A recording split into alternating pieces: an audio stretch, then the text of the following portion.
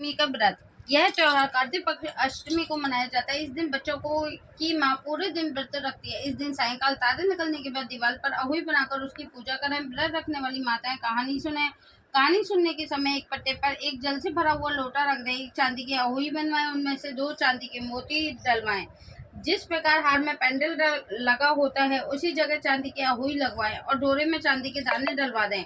फिर अहुई को रोली चावल दूध एवं भात से पूजा करें। जल से लोटे पर एक सतिया काट कर कटोरी में सीरा मीठा रुपये का बायना निकालकर तथा हाथ में 7 दाने गेहूं लेकर कहानी सुने।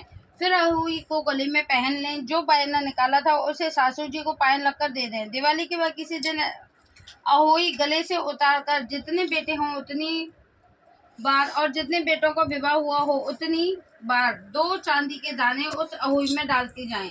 जब अहुई उतारे उसका गुड़ भोग लगाकर जल की छींटे देकर रख देवें।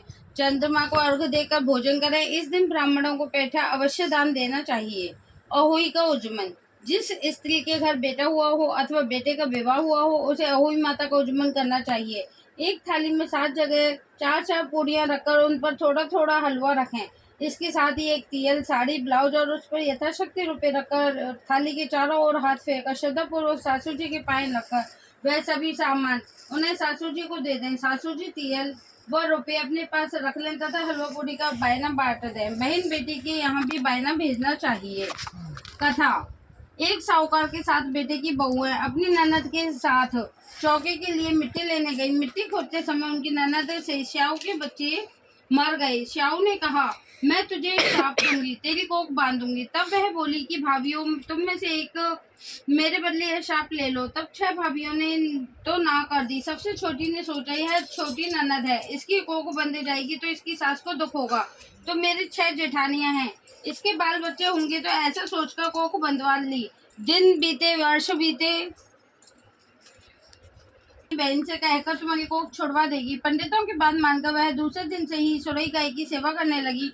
बहुत दिन बीत गए तो सुरई गाय ने पूछा, मुझे तेरी सेवा करते हुए बहुत दिन हो गए, तू क्या चाहती है? साहूकार के बेटे की बहू ने कहा, शाहू से मेरी कोख छुड़वा। सुरई बोली, कल तेरे मुंह अंधेरे में आना। दूसरे दिन वह आई तो सुरई उसे अपने हाथ लेकर उजाड़ बावनी में आई। वहां शाहू ने कहा, आ बहन, बहुत दिनों में आई, यह तुम्हारे साथ कौन है? सुरई बोली, यह मेरी सेवा करती है। तब श्याऊ ने कहा, मुझे तेरे बच्चों की रखवाली के लिए चाहिए। सुरई बोली, इसे ही रख ले। साहूकार के बेटे की बहू उनकी सेवा करने लगी। एक दिन श्याऊ माता बोली, अरे तू कौन है, इतनी उदास क्यों रहती है? साहूकार के बेटे की बहू की आंखों में आंसू ले आई और बोली, कोई बात नहीं। तब श्याऊ बोली, अभी बता, मैं तेरे सारे संकट दूर करूंगी। साहूकार के बेटे की बहू ने वचन दे। श्याऊ ने वचन दिया तो उसने सारी बात कह दी। श्याऊ ने कहा, तूने मुझे बहुत ठग लिया, कोई बात नहीं, बंदगी से ही सब कुछ हो सकता है।